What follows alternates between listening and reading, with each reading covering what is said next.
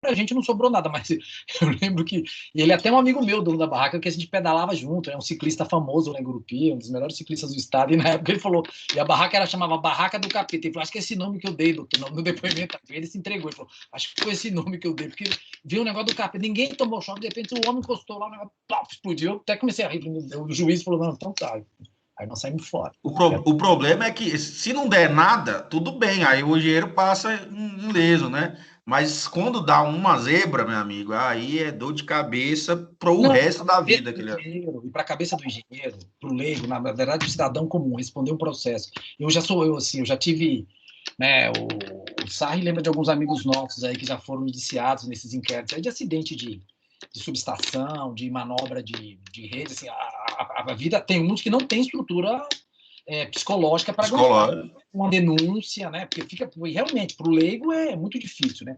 Ser inquirido, né? A gente tinha um colega, um engenheiro boliviano que ele teve um processo que a gente conseguiu até no final ele improcedente, mas foi de 10 anos que tinha dia que ele entrava na minha sala e me xingava.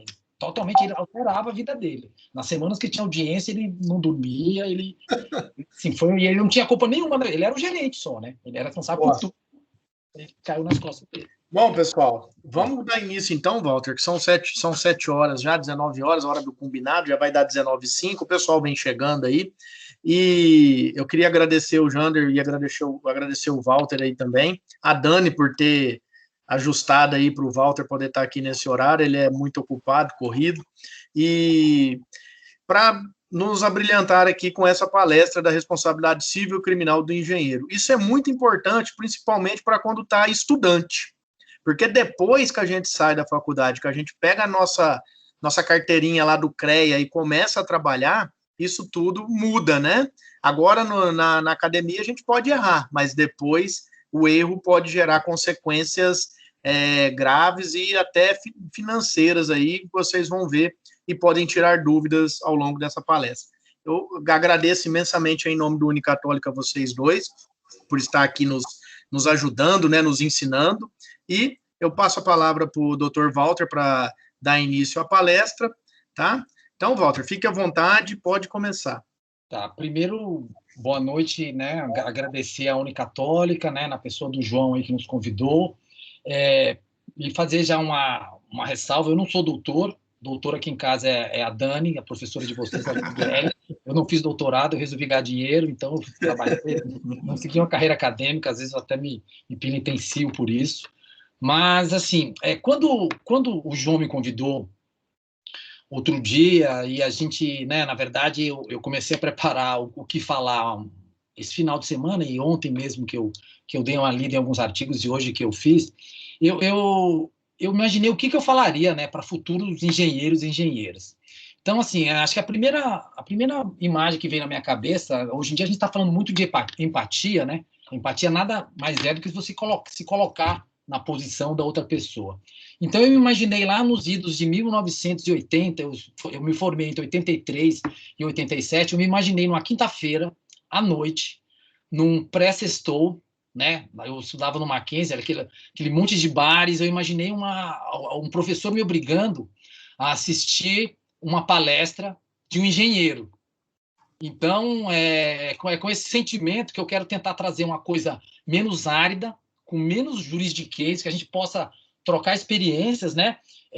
Que a gente possa trocar essas experiências desses 30 anos, mais de 30 anos de carreira que eu convivi aí com essa área de engenharia e tentar o menos juridiquês possível, né? E nesse sentido é muito importante e foi muito feliz a oportunidade que a faculdade traz, porque realmente hoje em dia a multidisciplinariedade das profissões ela exige que você tenha pelo menos um conhecimento básico. Eu brinquei agora há pouco antes com o João, que nós temos um relacionamento aí de mais de 20, quase 20, 30 anos aí de relacionamento profissional, e eu até brinquei com ele, não vai adiantar eu tentar explicar algumas nuances jurídicas como você nunca entendeu, como nunca também entendi as planilhas de Excel e os cálculos estruturais que você me trazia quando a gente tinha que fazer alguma defesa. Então, João, eu queria que já passasse o primeiro slide, né? que eu busquei uma definição aí do que é o engenheiros, né? Que são engenheiros e engenheiras, né? São indivíduos que combinam conhecimento de ciência, da matemática e da economia. E o que distingue vocês, né, dos cientistas é que vocês exercem isso na praticidade, vocês materializam isso, né? Então, existe, né, a Riso fala que você tem 3 formas de atuar na engenharia, eu acredito que até tem mais, né? Mas, assim, nós temos o engenheiro autônomo, o empregado e o empresário. Pode ir adiante. E aí, como um profissional liberal, já tentando ser o mais prático possível, como é que um profissional liberal ele vai enfrentar esse mundo jurídico? Eu acho que, fazendo um paralelo, de novo, com a questão da empatia, que nós estamos vivendo esse mundo, esse tempo de pandemia, eu acho que é muito... O profissional ele tem que conhecer o mundo, ele tem 2 opções para conhecer o mundo jurídico, como também é na sua vida, na sua saúde. Você tem o enfrentamento preventivo e tem o profilático. O preventivo é quando você, numa dúvida, você consulta um profissional, você busca na legislação específica da sua classe, na legislação, buscar saber aonde você está pisando, e o profilático não. O profilático a pior maneira de se conhecer o mundo jurídico. O profilático, hoje em dia, vocês têm que ter consciência que hoje em dia nós somos 1.400.000 advogados inscritos na ordem. Tem um cenário aí de mais um tanto de bacharéis querendo entrar. Ou seja, o Brasil hoje ele possui 77 milhões até 2020, dados do CNJ, de ações judicializadas. Ou seja, nós somos um país em que a judicialização ela é latente. Poucos países no mundo têm esse número de advogado e poucos países no mundo têm esse número de processos. Então, com certeza, qualquer atividade profissional com esse número de advogados, aquela trinca da rachadura que vocês forem construir para os engenheiros civis, ou aquele projeto ambiental lá que você está fazendo o EA-RIMA, com certeza, se tiver algum problema técnico, vai se achar um profissional para te responsabilizar. Fora isso, tem os órgãos fiscalizadores e controladores. Então, essa interface com o direito é muito necessária. Então, aos acadêmicos, futuros engenheiros e engenheiras, sempre que tiverem dúvidas, busque o preventivo. Eu até, esse meu convívio aí de 30 anos com a engenharia, eu comecei em 90, né? Eu me formei em 87, em 90 eu vim para montar o jurídico da Ceutins, eu convivi muito com engenheiro, e a gente sempre, né, João? A gente sempre brincava muito entre as piadas, né? Tinha as piadas dos engenheiros, eu sempre em minoria lá, eu com mais 4 colegas e a empresa inteira. Então eu lembro de uma piada muito que o saudoso Guedinho, que foi o fundador da Ceutins, ele contava a piada certa feita, estava lá no Caribe, naquelas pescas oceânicas, né, no Marlim, tinha um engenheiro chamado João Sarri e tinha um advogado chamado Jander Araújo. E, por um acaso, eles se encontraram lá naquele veleiro, lá eles estavam fazendo aquela pesca oceânica, e o Jander, puxando assunto, né, com um colega ali de pesca, que não conhecia ainda, falou assim, e aí, o que vocês estão fazendo? O que você está fazendo aqui? O Jander vira e fala assim, olha, incendiou o condomínio onde eu moro, então eu ainda peguei, eu acionei o seguro, eu recebi, inclusive, fiz uma advocacia, consegui receber de todos os condôminos, enfim, eu estou aqui, o seguro pagou tudo, foi um incêndio. Aí o Sarri vira para ele e fala, olha, coincidente, nós temos uma história parecida. Eu, na verdade, onde eu moro, teve um terremoto. E aí destruíram todas as casas, o seguro foi lá, também pagou. Aí o Jander vira para o Sarri e fala assim, como é que a gente consegue fazer um terremoto? E é assim que funciona a cabeça do advogado nessa breve parábola aí, que o Guedinho gostava muito de contar essa piada, que funciona a cabeça do mundo jurídico. Vocês têm um raciocínio, nós temos um raciocínio dialético, em que tudo cabe contradição, cabe discussão, e vocês vocês são criados para ter um raciocínio cartesiano, ou seja, 2 mais 2 com 4. Então, é muito importante vocês terem essa noção e procurar se adaptar. E aí, eu me questionava aqui, o que eu falaria para esses jovens engenheiros, eu já gostaria que passasse o próximo slide, como você fugiria desse mundo jurídico? A primeira dica né, é a preventividade. E aí, João, eu achei isso aqui, e eu gostaria até, se alguém souber da onde vem isso aqui, essa regra aqui, a profissão é bem social da humanidade e o profissional é o agente capaz de exercê-las, tendo como objetivos maiores a preservação e desenvolvimento harmônico do ser humano, de seu ambiente e de seus valores.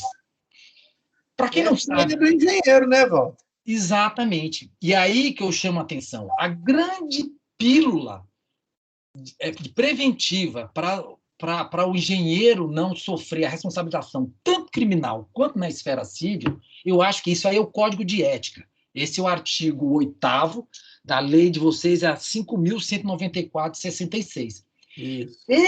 A ética, você soma a ética profissional com tudo aquilo que você aprendeu em casa, que a tua avó falou, que teu pai falou, você já está praticamente quase imunizado de responder civilmente e criminalmente. Ou seja, você tem que exercer sua profissão com ética e capacitação. E o que seria? E lembre aqui, ó, nos dizeres aqui do artigo 8º do Código de Ética do CONFEA, né, do conselho de vocês, ele fala que a profissão é um bem social da humanidade. Então, esse bem social, como é que se exerce? Com domínio da técnica, da tecnologia, ou seja, conhecimento dos limites dos bens, dos materiais que estão sendo empregados e aplicados nas áreas tecnológicas que vocês estão atuando. Então, é muito importante vocês conjugarem a ética profissional, né? Eu vou falar um pouquinho mais na frente disso, e esse conhecimento técnico. O conhecimento técnico que blinda de várias situações desagradáveis. Então, já entrando no próximo slide, eu vou falar um pouquinho de leis, tá? Eu acho que é mais uma conversa aberta, ninguém está afim aqui de... Eu acho que, inclusive, quando tiver alguma questão de lei, procure seu advogado, né? Aquela velha máxima. Então, nós temos aqui o Código de Civil, ele baliza essa atuação dos profissionais liberais de qualquer cidadão no artigo 186, que é aquele que, por ação, né? Você está lá trabalhando, ou omissão voluntária, você se omitiu, tinha uma medição, uma fiscalização, você deixou de fazer. Por negligência ou imprudência, violar direito e causar dano a outrem, ainda que exclusivamente moral, comete o ato ilícito. Também comete o ato ilícito o titular de um direito que, ao exercer, excede manifestamente os limites impostos pelo seu fim econômico ou social, pela boa-fé ou seus costumes. Já passando o próximo slide. E aí nós temos, na responsabilidade civil,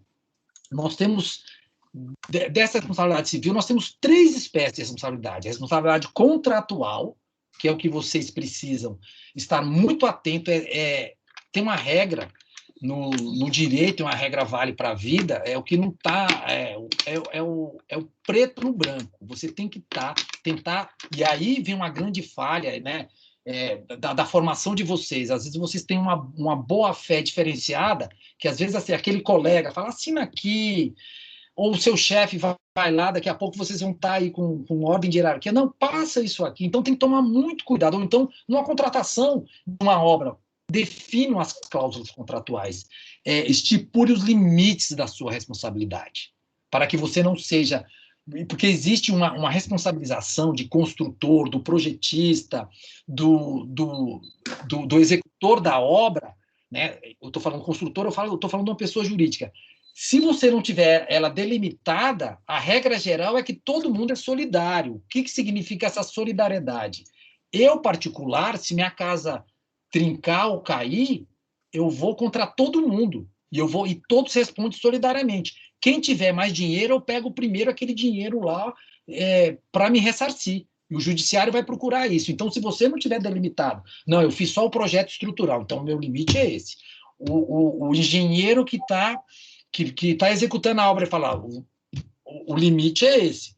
O meu limite, eu segui o projeto. Então, está escrito aqui no contrato que eu fiz com o particular, eu seguirei o projeto. Então, é muito importante vocês se atentarem para os aspectos técnicos do período pré-contratual antes de vocês exercerem sua atividade, né? E nesse sentido, hoje em dia a engenharia ela se se modernizou e existe já foi aquela época que você contratava no papel de pão lá o mestre de obras. Então, o que você precisa? Você tem mecanismos assim muito claros. Um deles é o memorial descritivo. O memorial descritivo tem que ser aquela peça que o engenheiro vai fazer. Perca um tempo com o memorial descritivo. Estipule as obras, porque depois aquela senhora, né, que você tá fazendo uma obra lá, uma mansão para um casal. Aí você combina com a senhora, fala, eu vou colocar essa pia, mas não, então não mudo, não deixa eu mudar. Quando acaba a obra, alguém vai falar, olha, essa pia sua, não, mas o projeto era outro. Aí vai ter o sobrinho dela que vai estar no churrasco e fala assim, eu sou advogado, vamos entrar, tia? E aí você vai estar tendo que ter uma preocupação no mínimo técnico, um problema de dor de cabeça que vai gerar honorário de advogado, contratação de profissional, você vai ter que responder processo para fazer frente a isso. Então, Walter, você me permite só uma parte? Pois não. Essa parte, essa orientação é que tem que ser fixada, eu acredito, porque também influencia na responsabilidade criminal, que é de contratos. Os contratos, os engenheiros às vezes não, né, fazem muito, vejo muito verbal, ou então contratos padrões, né, que não lê, só preenche de caneta. Não, tome tempo, se for o caso, consulte um especialista, um advogado, para dar uma lida nos contratos. Por quê? Porque isso pode salvar, inclusive, de um processo criminal lá na frente. Às vezes não é a sua responsabilidade, tem que estar bem delimitado o que cada um vai fazer. Então, isso que o Walter está colocando é essencial, você saber e ter esses termos bem delimitados no contrato. E tem que ser escrito, tá? Porque se verbalmente vai acabar em prejuízo você lá na frente para fazer isso de prova, principalmente em processo criminal. Desculpa, assim, bela intervenção, Jander. Inclusive, essa relação contratual, eu tenho visto muitas empreiteiras quebrarem, eu tenho alguns no meu escritório que quebraram, porque iniciam a obra, e aí você está lá no canteiro de obras de um grande empreendimento, tem o gestor do seu contrato, ele vira para você e fala, termina aquela ponte ali para mim, depois o contrato está sendo assinado em São Paulo. Nessa hora, você pode até fazer e-mail. Olha, conforme combinado, aguardo o contrato, um e-mail. É indício de prova. Agora nós tivemos sucesso numa ação contra um grande empreendimento aqui, mas assim, o empreiteiro quebrou, tem 10 anos essa ação. Agora ele recebeu uma bolada, mas ele está quebrado, ele não exerce, mas ele até está fazendo, inclusive ele se formou em direito, ele ficou depressão, problemas familiares, e hoje em dia ele é engenheiro, ele é aquele ser mutante, né? Um engenhado, ele me liga para entender as coisas com esse raciocínio cartesiano, ele tá enfrentando o mundo jurídico, ele está advogando hoje em dia, tanto foi a decepção que ele teve, ele foi um dos grandes empreiteiros aqui em algumas dessas obras aí do setor elétrico. Então, é muito importante vocês terem essa consciência. No direito, tem uma máxima que é o que não está nos autos não está no mundo. Então, tudo que você precisar de um futuro imaginar que pode dar uma qualquer conturbação, materialize. Seja um e-mail, uma conversa de WhatsApp, fala, chefe, então eu vou fazer, mas olha, tá combinado que é isso, né? Então, assim, materialize, porque depois, quando você cai na mão de um profissional, às vezes a nossa tarefa tá muito difícil, e às vezes você tem só prova testemunhal, e aquela velha máxima também do direito. A prova testemunhal é a prostituta das provas, que cada um leva 3 lá e cada um, né, fala o que quer, então é muito complicado para o juiz avaliar, inclusive prova testemunhal, dependendo do valor do contrato, ela não vai valer para nada. Né? Então, você tem indícios aí, então você precisa tentar materializar. Um outro instrumento muito importante é aquele advindo da Lei 6.497, de 77, que aí, já na outra esfera, na esfera da responsabilização, tanto civil quanto na criminal, e muito na criminal, que é a famosa RT. Anotação de responsabilidade técnica. Ele vincula o profissional à atuação, e se você estiver atuando sem RT, se presume atividade, exercício ilegal da profissão. Então, vocês têm que tomar muito cuidado quando faz RT, quando assina. eu até brinco que a RT não devia chamar nem RT, né?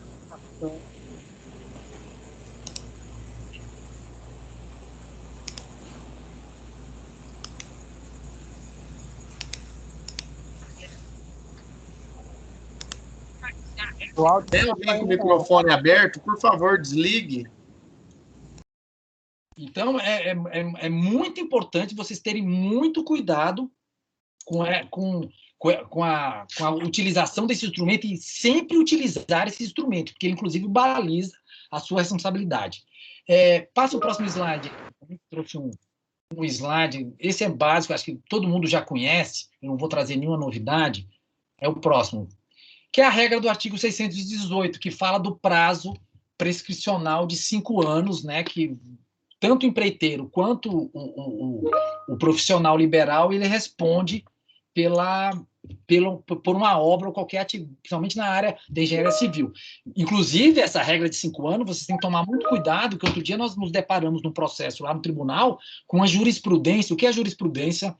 Para quem não tem familiaridade com alguns termos jurídicos. Jurisprudência é uma das que a gente chama de fontes do direito. O juiz, quando ele vai julgar um processo, ele olha a legislação, né, que é o direito positivo, e ele olha os costumes, dentre outras, e ele também observa com muita atenção os julgados anteriores, o que os outros tribunais, o que o tribunal que ele pertence, o que os outros juízes julgaram em casos similares. Ele traz o fato concreto e fala, o Tribunal da Bahia decidiu que nesse caso é 5 anos. Então, nós achamos outro dia no escritório, né, um colega nosso, o João Paulo, que é um especialista nessa área, ele achou uma jurisprudência que o STJ, uma decisão isolada, entende que a jurisprudência seria de 20 anos para responsabilidade sobre obra. Então, você tem que tomar muito cuidado, tem que ficar muito de olho nisso. Uma outra questão que gostaria de passar aqui, também para tentar acabar ao máximo o juridiquês, que é a questão da conceituação como atividade. Se a engenharia é atividade de meio ou atividade de fim. Vou dar um exemplo com a medicina. A medicina é considerada uma atividade de meio, ou seja, o médico vai lá, te atende, ele tenta te ajudar, como a advocacia também, é uma atividade de meio, mas você não é obrigado a entregar o resultado.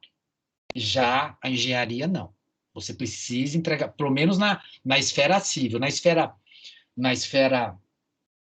esfera criminal ainda existem algumas discussões, né, que o Jander talvez possa entrar nisso melhor. Então, é uma obrigação de resultado. Então, por quê? Porque o mundo de vocês é 2 mais 2. Eu contratei um engenheiro e eu quero que ele entregue a obra com toda a solidez necessária. O próximo tópico.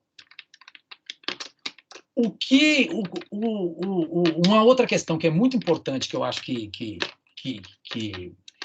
a engenharia precisa entender, vocês são regulados também pelo Código de Consumidor. A relação de vocês é uma relação regulada pelo Código de Consumidor.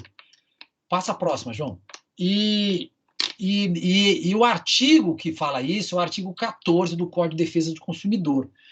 E aí vem para a sua responsabilidade pessoal. A responsabilidade pessoal dos profissionais liberais será apurada mediante verificação de culpa. E aí eu quero fazer um breve parênteses aí sobre responsabilidade civil. Você tem aquela que é a subjetiva e a objetiva. Qual é a diferença?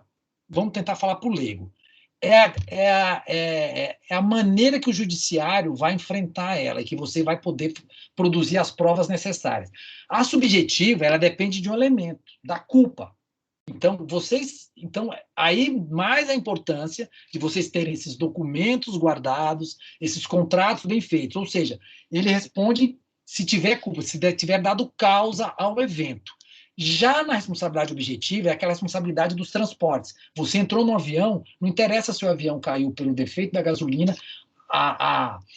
é uma atividade de risco, ela é obrigada a te entregar como ela independe de culpa, ou seja, é o resultado que interessa. Precisa ter uma correlação entre o evento e o resultado. Não interessa se alguém errou ou se não errou. Aconteceu. Isso é muito aplicado para as atividades de risco, como energia elétrica. Então, quem for engenheiro elétrico aí, mais um motivo para guardar o máximo de provas que vocês vão enfrentar a teoria objetiva. Walter, aqui eu acho que não tem nenhum engenheiro elétrico, não. Engenheiro eletricista, porque ninguém aqui vai ser ligado em nada, lembra? Lembra disso, né? Nossa, antiga, perdão. Tá vendo? Eu não aprendi nada com ele, nem ele comigo. Não, engenheiro elétrico não pode, é engenheiro eletricista. Essa não. E não foi provocação. Então, assim, avança aí mais um pouco. Eu já tô terminando. Como é que tá meu tempo aí? Como é que tá meu tempo, Sara? Meia hora já. Você está no fim dele. Tá tranquilo. Então, eu vou, para terminar aqui já, os 2 últimos slides. Eu trouxe uma jurisprudência para vocês que eu acho que mostra muito, e nós tivemos um caso recente aqui no Estado. Essa jurisprudência fala o seguinte: civil, responsabilidade civil, desabamento de edificação, construção por etapas, concorrência de culpas entre quem edificou uma. Olha, presta atenção que o início de carreira é o que mais acontece com a gente, tanto na advocacia quanto na engenharia. Assina isso aqui para mim. Edificou uma parte da obra, então é um profissional que edificou uma parte da obra que ele acredito que tomou todos os cuidados técnicos. E quem se responsabilizou pela obra inteira perante a autoridade municipal, ou seja, na hora de sair o habite ou alvará, o proprietário deve ter falado: olha, continue aqui, tem um puxado que eu fiz a mais, só assina para eu conseguir o alvará. E aí, o que falou a ministra Nancinha Drigue? Consequentemente, quem quer que seja, especialmente o engenheiro, só pode levantar uma parede se estiver convencido de que ela suportará as intempéries normais, construindo por instinto, sem estudo prévio da perspectiva resistência, incorre em culpa, com a consequente responsabilidade pelo evento danoso. Outro tanto, ocorrendo com quem firmou perante a municipalidade o compromisso resultante do alvará de construção da obra inteira. Aí é o perigo de se assinar as RTs. Isso aqui é materializado. E nós tivemos um caso, até namorada de um colega meu, e não é o caso específico, porque era uma casa antiga da família dela.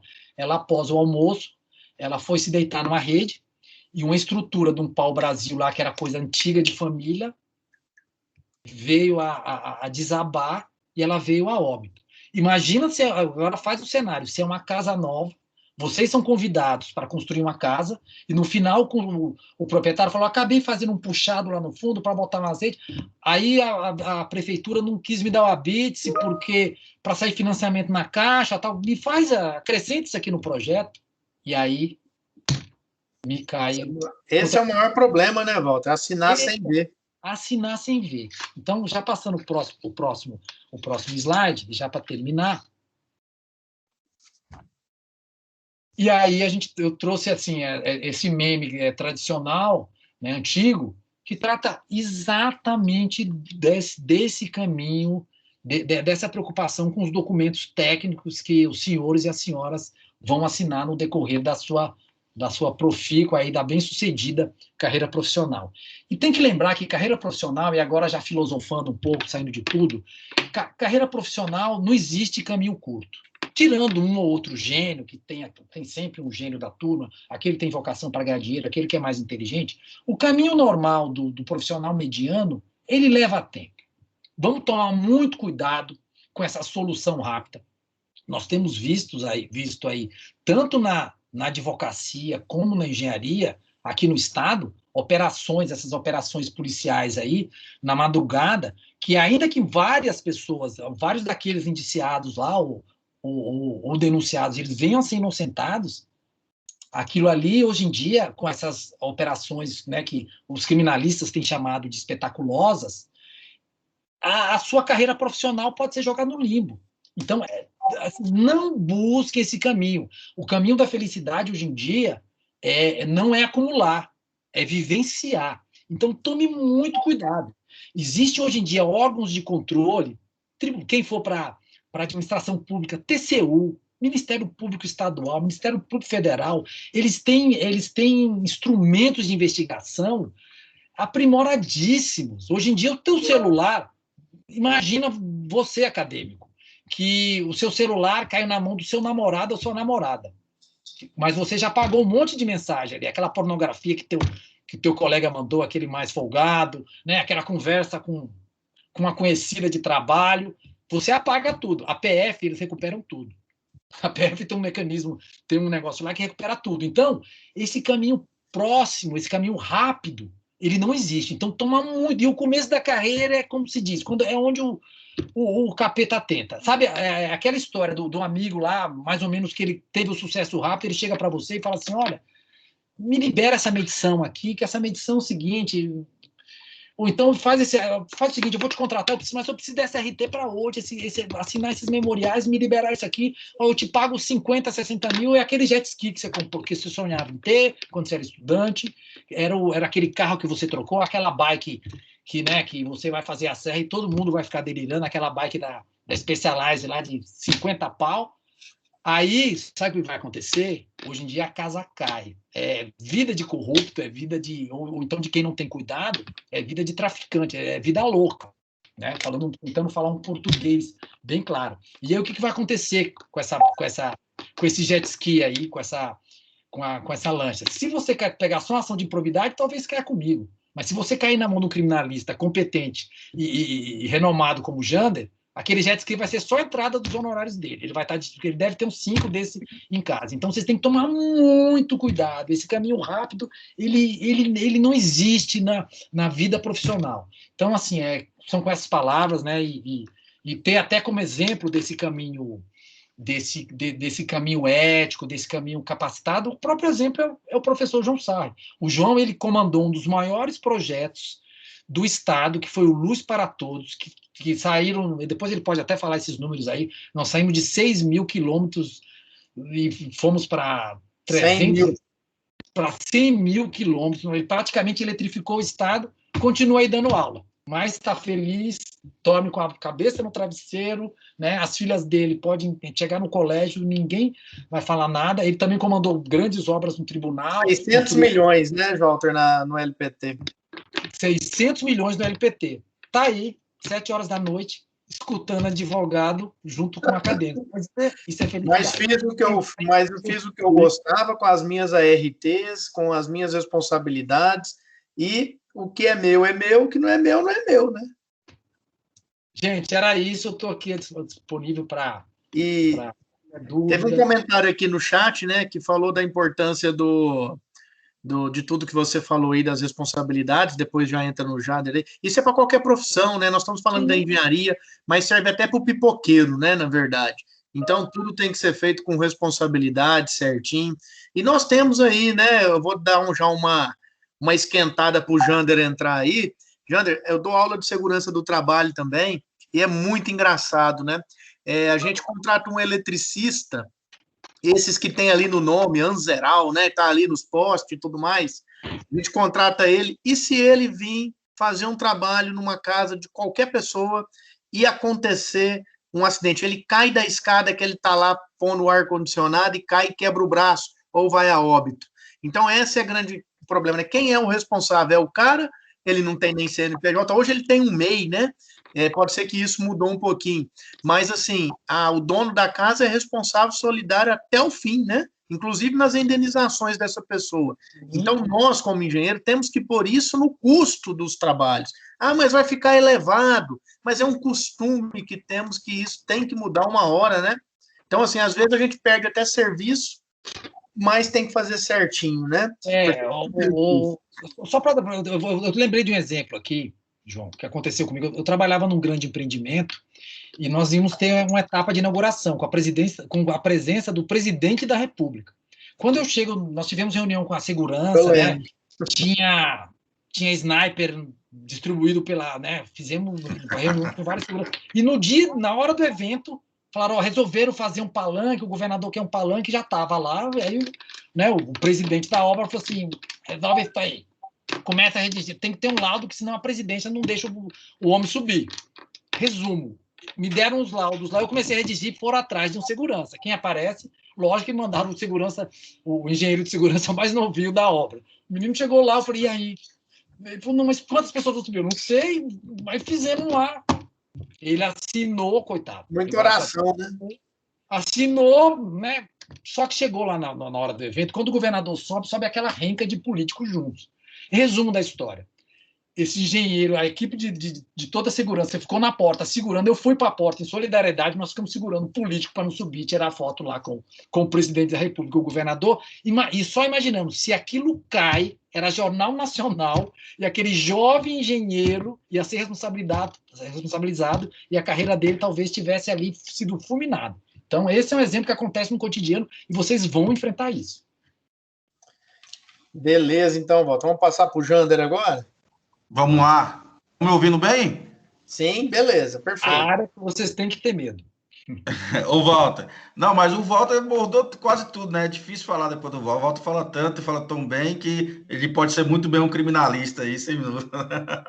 Walter, você falando sobre a questão da gravidade que é do criminal, e realmente tem que ficar bastante claro, porque um amigo meu que estava na graduação perguntou, Jander, e no criminal, se eu for condenado e for cumprir pena, eu tenho um curso superior, né? Então eu vou ficar numa cela separada lá, só com gente boa, né? Negativo, meu amigo. Isso aqui é só para inglês ver. Nosso sistema penitenciário aqui é o caos na Terra. Então é um negócio assim, horrível. Não queira cair lá dentro e ficar um dia lá uma dor de cabeça, um trauma para o resto da vida. Um dia. Imagine você ficar lá um ano da sua vida ou até mais, né? São condições desumanas. Então, assim, a responsabilização criminal, ela vem já nesse aspecto, batendo assim de frente para vocês saberem. Meu amigo, a questão aqui é a liberdade de vocês, não é questão financeira, porque você hoje pode ser o cara mais rico do mundo, amanhã você pode quebrar, não ter nada, mas aí você pode recomeçar. Agora, quando te tiram a liberdade, que é justamente a responsabilidade criminal, e isso vale para todos, mas aí a gente vai comentar agora da profissão de vocês, a liberdade é o bem mais valioso. Inclusive, na faculdade, a gente brinca que a liberdade é até mais do que a própria vida. Sabia dessa, Walter? O Kaká, ele fala assim, porque eu dou a minha vida para brigar pela liberdade. E é assim que acontece nas guerras, etc. Então, a liberdade é o bem maior para os criminalistas. Não é nem a vida, é a própria liberdade. E, nesse contexto da liberdade ser esse bem maior e que, se vocês cometerem algum tipo de delito, e aí a gente vai enfrentar alguma coisa depois, é a liberdade sua que vai estar em jogo, você vai responder por isso. Então, assim, os engenheiros, eles estão subordinados às normas penais como qualquer cidadão, mas existe um grau, um compromisso maior que a legislação coloca por conta da profissão e da responsabilidade, né? Se os erros cometidos pelo engenheiro for de tal nível, né, que a gente chama do dolo eventual, ou até em alguns casos de culpa consciente, ele vai ser abrangido pelo direito penal. Porque assim, pessoal, a princípio, o direito penal, vocês têm que pensar que a gente chama de dolo direto. O que é isso? É a pessoa que pretende, tem a intenção de fazer e faz. Por exemplo, não, eu quero derrubar um edifício. Vou lá, coloco uma bomba, derruba aquele edifício, sabendo que tem 100 pessoas lá dentro, quero matar aquelas pessoas. Então, direto, vai ser responsabilizado. Isso aí, sem dúvida nenhuma, acho que está bastante claro. Agora, existe uma questão que chama dolo eventual no direito penal. O que é isso? A pessoa tem a consciência, né, ele prevê que pode acontecer, e ele fala, olha, se acontecer, tudo bem, eu assumo o risco. Esse é o dolo eventual. Ou seja, o professor Sarri, ele falou assim, me procuraram por causa de um circo, né? Então ele fala assim, eu tenho a consciência de que aquilo ali é muito velho, pode, então, o engenheiro eletricista, não elétrico, né? O engenheiro eletricista, ele pode, então, tem essa consciência de que aquela maquinária, aqueles objetos podem causar um choque, pode uma criança ser atingida, etc. Mas ele fala, mas tudo bem, se acontecer, ou ele pelo menos fala assim, posso evitar, que seria a culpa consciente, mas vou fazer mesmo assim. Ele vai ser responsabilizado, tá? Esse que é a questão. Então, isso tudo é perquirido no direito penal. Pode passar os slides. Tem alguns slides que eu coloquei, isso aqui depois fica disponível, não fica, Sai? Vocês estão me ouvindo? Sai, oi. Sim, estamos te ouvindo, sim, fica disponível. Ah, vai lá, vai lá. Então, a responsabilidade é um termo que o Walter já muito bem explicou, né? Que é aquela conduta, a gente divide em três no direito penal: a conduta, o resultado e o nexo causal. Então, se você tem uma conduta e essa conduta leva a um resultado através de um nexo causal, é isso que é avaliado no direito penal, se ocorreu isso. E aí a gente vai imputar essa responsabilidade. Pode passar. E a responsabilidade do engenheiro, ele é um pouquinho diferente só da civil, porque sempre será subjetiva. O que é isso? Sempre vai avaliar a intenção do agente, né? A gente fala a pessoa que está sendo avaliada. Eu não sei se o slide está passando, sabe? Que eu não estou conseguindo. Aqui não aparece para mim. Isso, beleza. Acho que agora passou. Então, aqui a gente divide a responsabilidade em duas, né? Que é essa da intenção, que é do dolo, que é você acredita e você prevê o resultado, e tem a culpa. A culpa é a perquirida entre negligência, imprudência e imperícia, né? Então, se o profissional, em determinados crimes que a legislação prevê que são graves, ele fala assim, olha, aqui a gente vai punir a conduta culposa, ou seja, o profissional que foi negligente na sua conduta, ou que foi imprudente, ou que foi imperito, ele vai responder penalmente por isso. Então, existem algumas condutas criminais disso. E é claro que vai responder também na área criminal se colocar perigo à vida, ou à propriedade, ou algum bem jurídico que o legislador ali escolheu para proteger, né? E aí a gente tem alguns exemplos no próximo slide, que alguns fatos que são escolhidos pelo legislador como aqueles graves, né, que são colocados como que merece destaque na nossa legislação. Prevê-se de desmoronamento, incêndio, né, questão de morte por agrotóxico, contaminação. Esses fatos, eles são eleitos pelo legislador e são criados determinados crimes para aquela conduta ser punida. Então, por exemplo, hoje, às vezes, existe muito na nossa legislação o que a gente fala da legislação simbólica, né? Acontece um determinado fato no Brasil que causa perplexidade e todo mundo fica ali pasmo com aquilo e vai lá e cria um crime para punir aquela conduta.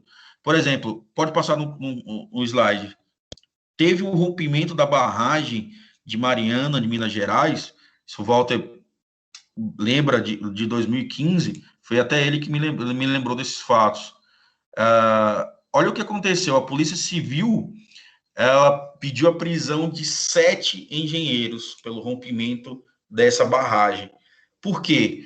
Porque eles avaliaram a documentação técnica, né? Aí é a RT, aquelas documentações de quem era o responsável pela obra, e tinham ali uma dúvida, né? Ali era a investigação, tinha uma dúvida se eles eram responsáveis ou não, ou seja, se houve o dolo, se eles eram ali, eles tinham consciência, poderiam evitar o resultado e assim não fizeram, e então iriam responder. Então eles foram chegaram a sofrer essa ação penal, só que ainda está em curso, tá? Ainda, pelo menos pelas minhas pesquisas, ninguém foi condenado. Você lembra desse caso, Walter? Do Mariana? Walter tá aí ou o Walter já sumiu já? Inclusive, teve uma que parece que não foi indiciada porque ela tinha toda a documentação que ela tinha avisado, tudo documentado através de e-mail, ela tinha avisado reiteradamente no decorrer da perfeito. Aí eu estava lendo algumas defesas, sem querer entrar no jurídico, mas assim, o que salva essas pessoas? É a documentação que eles têm sobre o trabalho que eles fazem. Então, assim, são pessoas que são extremamente diligentes, porque apesar de estar lidando com muita coisa, tem os contratos, os e-mails salvos, todos organizados, porque quando aconteceu isso, já tem que estar ali separado para você prestar todos os esclarecimentos, né? E aí, além desse da Mariana, teve a de Brumadinho, de Muro Brumadinho, que foi da Vale. Os engenheiros, eles chegaram também a ser presos. Ó, investigações apontou que houve suspeita de fraude nos documentos, né? Nesse do Brumadinho, acho que foram 2 engenheiros que chegaram a ser presos, inclusive, acho que o André Assuda e o Makoto. Que eles foram presos? Eles foram presos porque, em tese, teriam fraudado os documentos. A gente vai ver que tem um crime de falsidade ideológica e alterado alguma coisa que eles acreditavam que não teriam tanta importância. Nunca imaginavam que ia ter um desastre ambiental desse nível, né? Então, acabaram respondendo por isso. E aí tem alguns crimes, pode passar o slide, alguns crimes mais graves, né? Teve o do Palace 2, em fevereiro de 98, que desabou um prédio em São Paulo, e lá foi responsabilizado por homicídio, né, que é o primeiro crime. Qual a responsabilidade do dinheiro se o prédio cair e matar pessoas?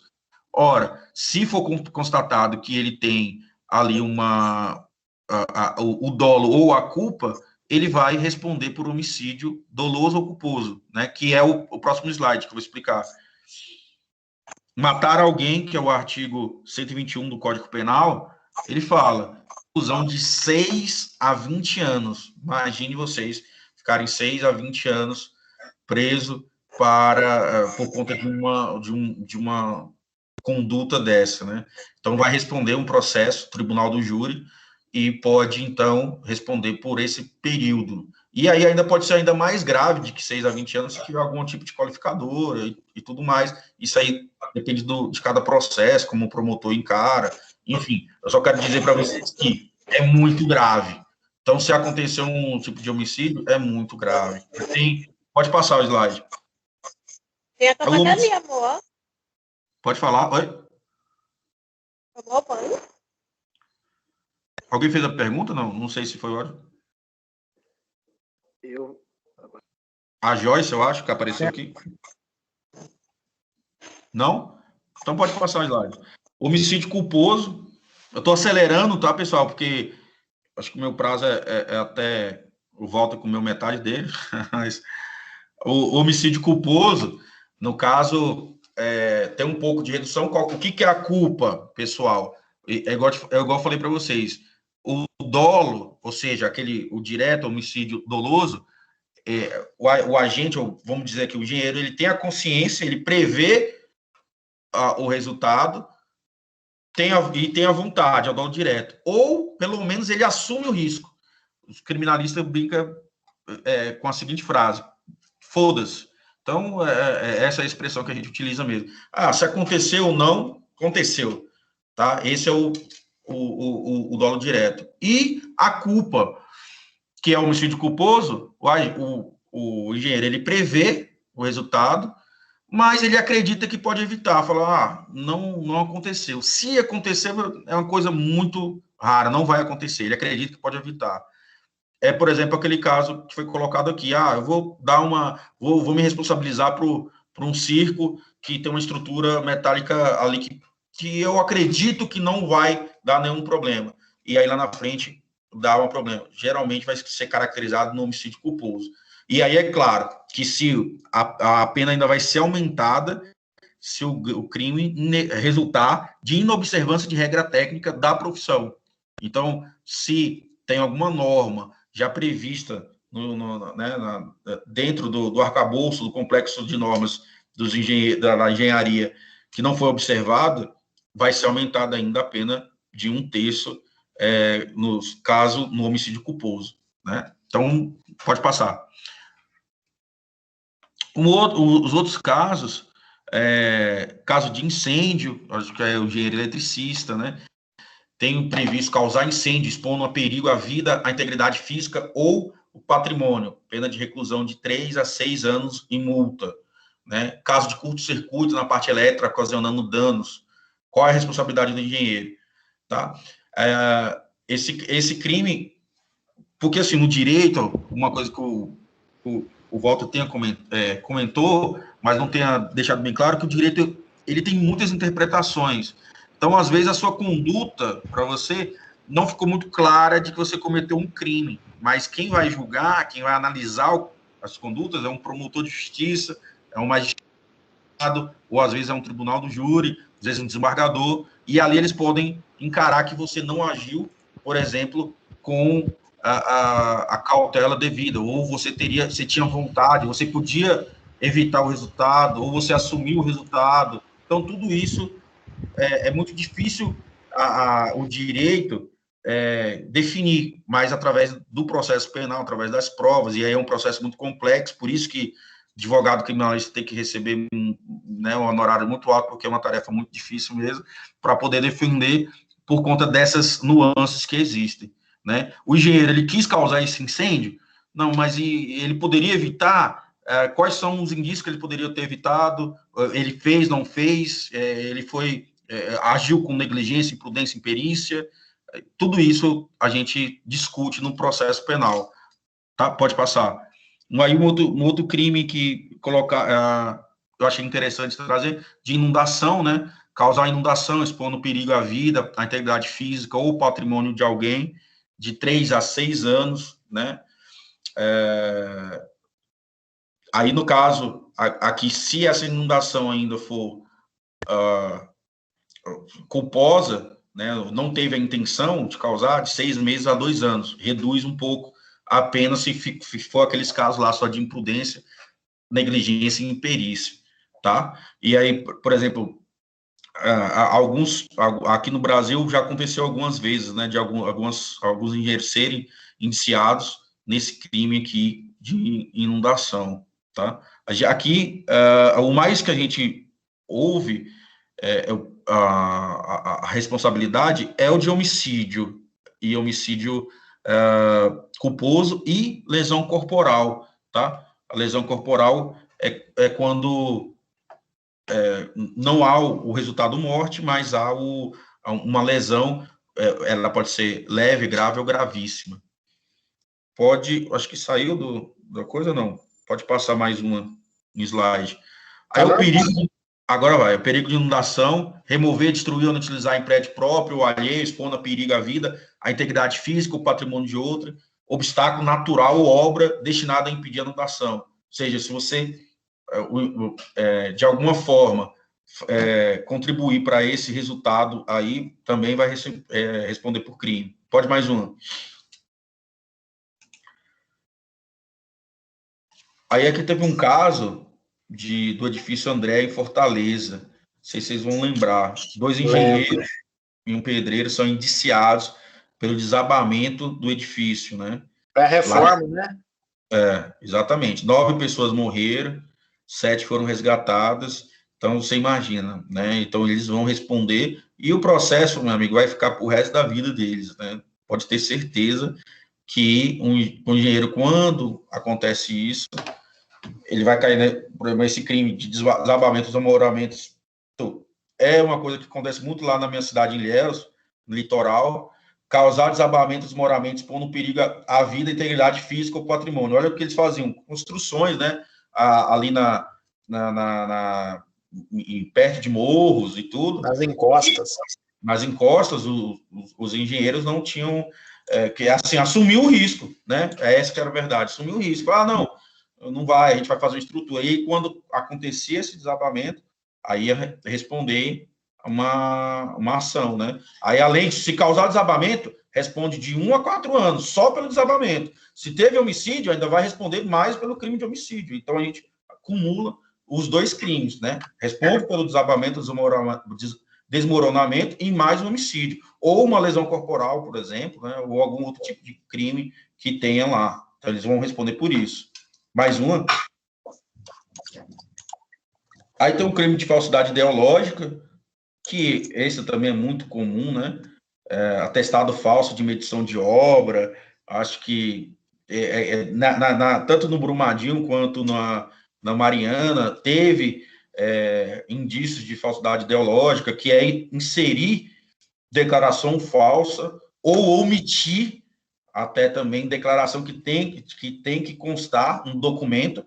Esse documento pode ser particular ou público. Se você fizer esse tipo de conduta, vai responder por crime de falsidade ideológica. Crime, qual pena? De 1 a 5 anos, além de multa, né? E aí, se o agente for funcionário público, aumenta a pena no final. Então, assim, o crime de falsidade ideológica é algo que acontece muito por conta da irresponsabilidade dos profissionais na hora de avaliar a documentação, porque não é só a inserção de dado falso, a omissão de informação juridicamente relevante, né, ou que altera a verdade dos fatos, também é considerada crime, tá? Então, é uma coisa para ficar atento sobre isso. Assina aqui que não vai dar nada. Vai.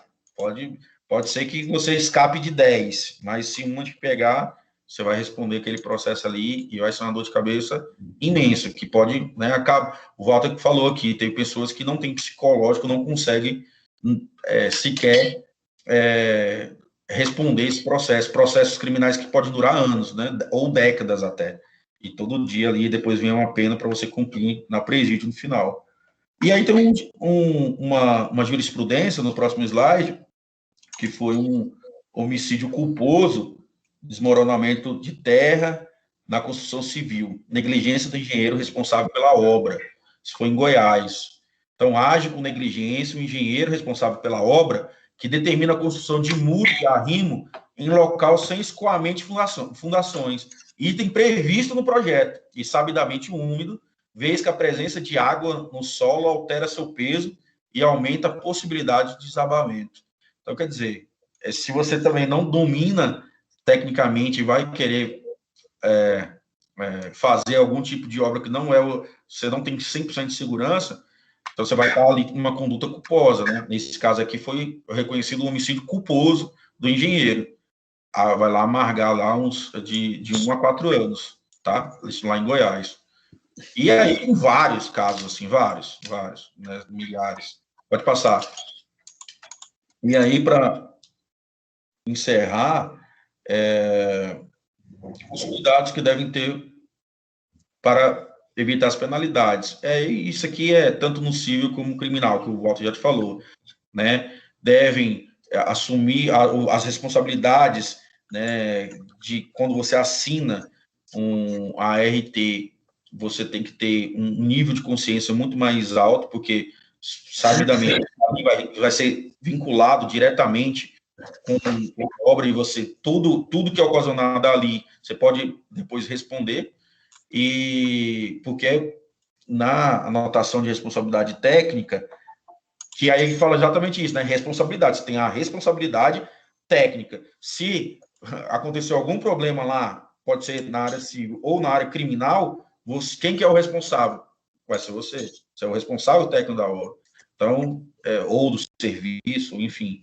Então, o recado que fica, né, porque tem muita coisa, assim, muitos crimes, cada caso a gente pode depois abordar, e quem tiver dúvida me contactar também para a gente bater um papo, mas o recado que fica a legislação está cada vez evoluindo mais, e vamos dizer assim, as brechas que existiam antes na área criminal, por exemplo, está cada vez menores para ocasionar aqui a responsabilidade dos profissionais, principalmente da área de engenharia, principalmente por conta desses inúmeros crimes que a gente está vendo de níveis ambientais que está acontecendo nos últimos 10 anos, né, de proporções aí, às vezes até mundial. Então, isso, a legislação e os órgãos de controle punitivo estatal está cada vez mais qualificado para processar e punir esses profissionais aí, notadamente os engenheiros, que não observam os critérios técnicos.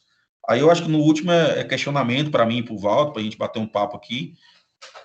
O que você acha, Walter? Se alguém tiver alguma dúvida... Alguém tem alguma pergunta para fazer? Uma brilhante apresentação aí do Dr. Walter, do Dr. Jander. Eu acho que eles, rapidamente, em poucas palavras, definiu bem aí a nossa atenção o nosso cuidado que nós temos que ter quando estivermos à frente dos nossos empreendimentos e dos nossos serviços, das nossas consultorias, né? Então, tudo isso tem que estar bem atento na ART, nos contratos, nos projetos dos memoriais e tudo mais, né? Mas, Jander e Walter, o professor Maurício levantou a mão. Pode falar, professor Maurício. Boa noite, senhores. Boa noite a todos presentes. Parabéns pela apresentação. Vou ser bem rápido. E uma colocação que eu faço talvez a gravidade seja um pouquinho menor, mas não a responsabilidade, que é a questão de... Eu sou engenheiro de produção, então o foco da engenharia de produção é um pouco diferente, que não envolve tantas coisas tão graves, mas que a questão jurídica é a mesma, que são questões que envolvem plágios, cópias, patentes, que ferem outros tipos de soluções, e tem todo um arcabouço jurídico por trás que tem a mesma conduta, né? Só queria que vocês falassem rapidinho sobre isso, por favor. Não, perfeito. O trabalho intelectual, ele é produzido, se eu entendi bem a pergunta, seria isso, pode até me corrigir ou complementar, professor, mas a questão do trabalho intelectual, que você comentou sobre plágios, ou então a utilização de algum material que não é seu, também responde criminalmente por isso. Tem alguns delitos no Código Penal e também até questão econômica, por exemplo, questão de empresas, né, de você, por exemplo, agentes tentar copiar algum tipo de material que está sendo patenteado, etc., isso vai responder penalmente também, tá? Então, assim, existe uma proteção jurídica penal também em vários.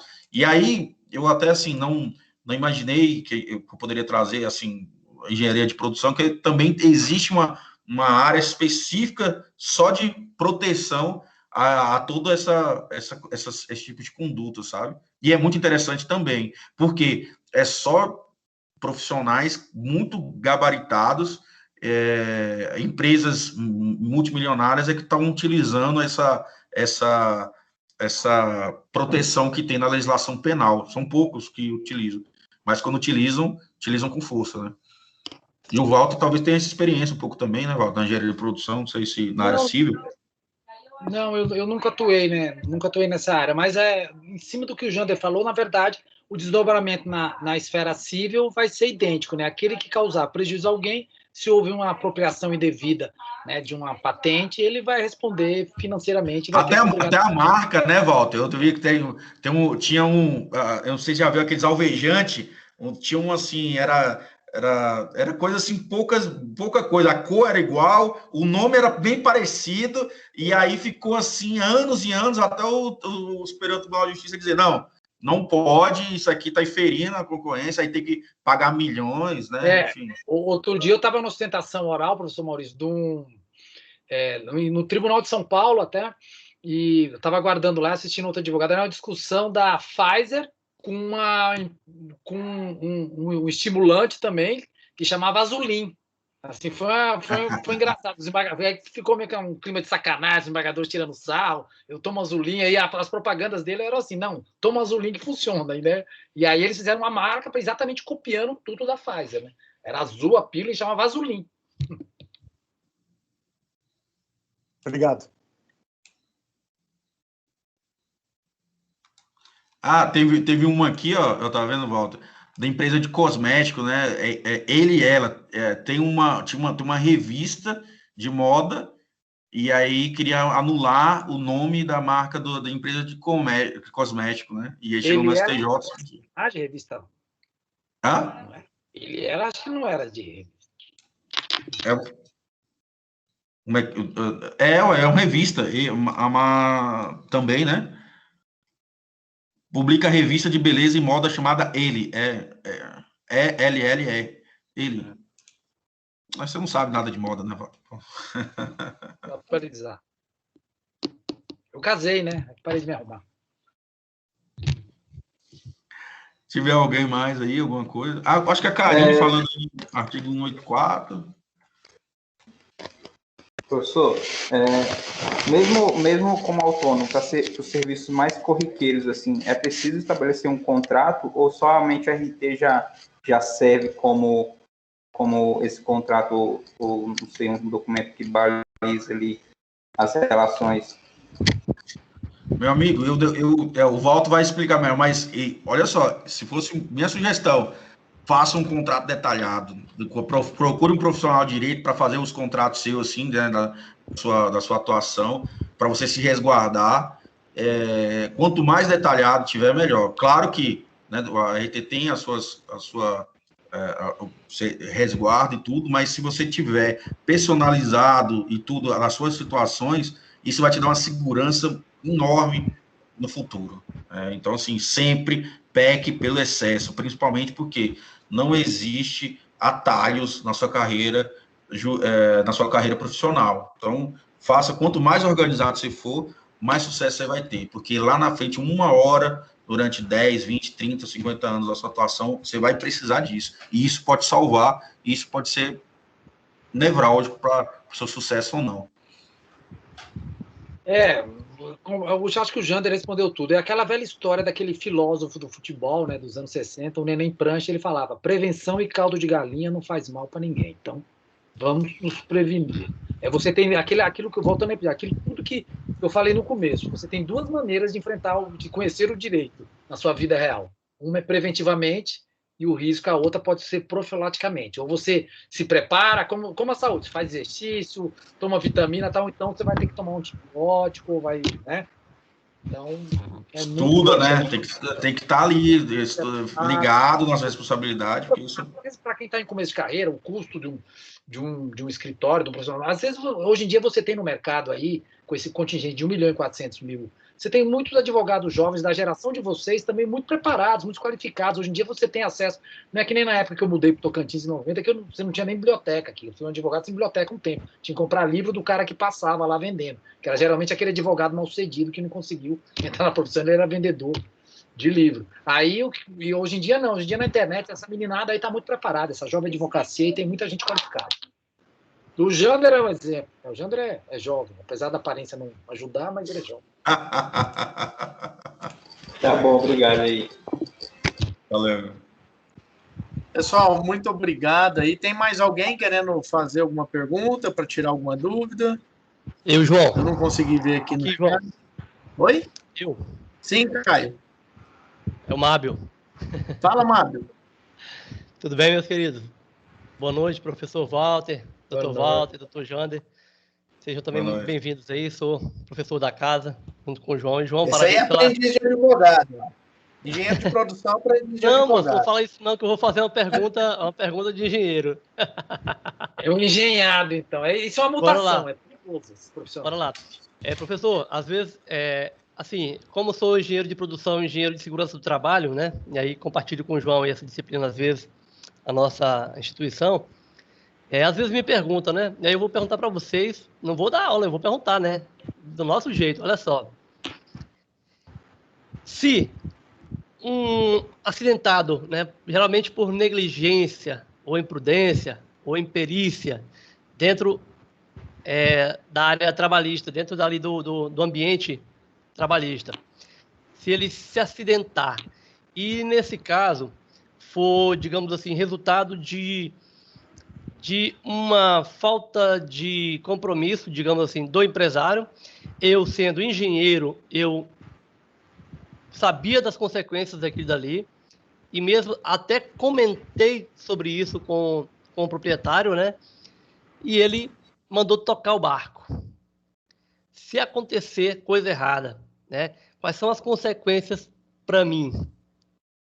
E qual deveria ser a minha ação para que não tivesse nenhuma consequência para mim? Essa é uma realidade, né, que todo profissional enfrenta, também da advocacia, né, ainda mais quem trabalha em corporações, né, quando a gente presta serviço. Você tem aquele grau hierárquico, né, que também é seu ganha-pão.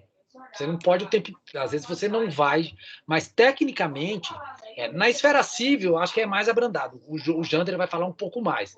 Mas, assim, se o seu chefe ele não tiver escrúpulo, ele pode te entrar, por exemplo, com ação de regresso contra você. Ele vai se responder, como eu falei, solidariamente com você, mas no final ele pode jogar nas suas costas.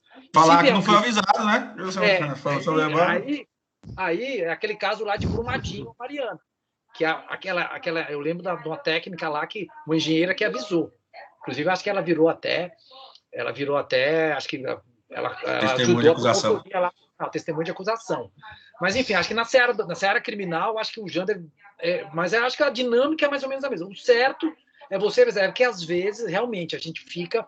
alguém escreveu aqui, é um cotidiano de muita empresa. Às vezes, quando você trabalha numa empresa menor, né, com aquela coisa mais familiar, assina para mim, não vai... Não... É aquela história do diabinho, não vai dar nada. Mas, em tese, você pode, inclusive, responder civilmente, patrimonialmente. Sim, você pode jogar... Professor se você adere à pergunta... Antes do Jander pegar a parte criminal, esclarece o que é essa ação de regresso aí para os engenheiros, para eles... Perdão. Entrei no jurídico. Ação de regresso... porque a responsabilidade civil... Tem uma regra no Código Civil, no direito brasileiro, que fala assim, todo mundo responde pelos atos dos seus empregados, dos seus prepostos. Então, num exemplo claro, aconteceu um acidente. Como existe uma responsabilidade solidária, geralmente a vítima ela vai buscar a pessoa jurídica, que tem mais patrimônio, tem mais condições. Então, estou já criando um cenário aqui. Então, ele entrou, ele ganhou ação lá contra a vítima. E aí você tem o patrão que teve lá o seu funcionário negligente, imprudente ou imperito, ele pode ajudar uma ação de regresso e falar assim, olha, vou estar até já imaginando outra coisa, eu quero mandar esse cara embora e não quero pagar a rescisão, ou então quero compensar. Ele vai meter uma ação de regresso para tentar jogar essa conta em você e aí fora a responsabilidade criminal. Entendeu? Então, essa ação de regresso é na esfera civil para ele se ressarcir do prejuízo que ele teve por aquela responsabilidade solidária. Resumindo, não sei se eu fui claro, mas é mais ou menos isso. Perfeito. Doutor Jander, na esfera criminal, o que ele pode responder aí? Veja bem, aqui a gente está tratando, então, de uma omissão, concorda? Do engenheiro. Ele foi omisso, aí ele deixou ali a conduta e o resultado agir. Então, assim, ele devia e podia agir para evitar o resultado e não faz. Então, isso é penalmente relevante. Ele vai responder por isso, né? Então, assim, a lei obriga ele a ter um cuidado, uma proteção. Ele deveria ter, por exemplo, um engenheiro de segurança, alguma coisa nesse sentido. Ele vai responder. Então, tem o Código Penal, artigo 13, fala sobre essa conduta da omissão, né? Então, por exemplo, ele, de alguma forma, com o comportamento dele, ele criou o risco da ocorrência do resultado, ou de alguma forma assumiu a responsabilidade, ele poderia impedir esse resultado, ele vai responder. Então, são os crimes por omissão imprópria, tá? Então, isso também é penalmente relevante. Como é que eu posso evitar isso? Meu amigo, você vai lá para o empresário. Tá aqui, ó, então eu vou te comunicar por e-mail e você vai me falar, não, tudo bem, eu assumo toda a responsabilidade, mas você foi avisado e tá ok. Então, essa uma forma de se resguardar, porque só verbalmente lá na frente depois vai os dois por responder. Então, isso é muito interessante ter, né? E aí, às vezes, só uma outra dica, às vezes tem que fazer de uma forma mais delicada, né? Tipo, manda um e-mail, um WhatsApp dizendo, isso pode dar um problema e tal, e guarda essa prova. E a gente também sabe que a realidade ali, às vezes, você vai acabar tendo um estresse com o empresário, com o seu empregador, mas você também tem que ter a sua responsabilidade com o seu nome profissionalmente, porque você vai responder por isso. Então, nadinha de conversinha no pé do ouvido, ele trata com bigode, né? Exatamente. Esse não está nos autos, não está no mundo. Perfeito, muito bem. Tem que ter documento para o seu advogado juntar. Bom, pessoal, muito obrigado aí pelas participações, pela brilhante explanação aí dos direitos cíveis e criminais pelo Dr. Walter, Dr. Jander. Eu agradeço em nome do Unicatólica vocês aí por ter doado esse tempo para que nós pudéssemos aí estar passando para os nossos futuros engenheiros as noções e as e as ideias do mundo jurídico. É pouquinho, foi aí 1 hora de palestra, tivemos aí em torno de 75 participantes, mas eu acredito que quem participou foi muito profundo e vai deixar todo mundo com a pulga atrás da orelha, vamos falar assim. E tem que ter mesmo, né? Para poder não cair nessas armadilhas que quase sempre nós mesmos armamos para nós, né? Mas, assim, foi muito bom, muito legal. Agradeço aí de coração, um abração para vocês dois e vou chamá-los de novo, só para lembrá-los, tá? Não acabou aqui, ok? Ok. Eu que agradeço aí, obrigado. Tá. Valeu, Sá, todo mundo aí. Um abraço. Os professores, o corpo discente, docente. Foi uma excelente oportunidade. Eu não sou muito de dar palestra, eu estou meio afastado, inclusive depois de sair do AB, eu tenho participado um pouco. E nessa pandemia complicada, né? Valeu, Walter, abraço. Valeu. Obrigadão aí a todos, tá? Lembrando aí que quem está presente, nós vamos ter agora uma outra palestra que vai falar de segurança, que está linkada no direito também. Obrigado aí a todos, um abraço. Beleza, João. João, você postou o link do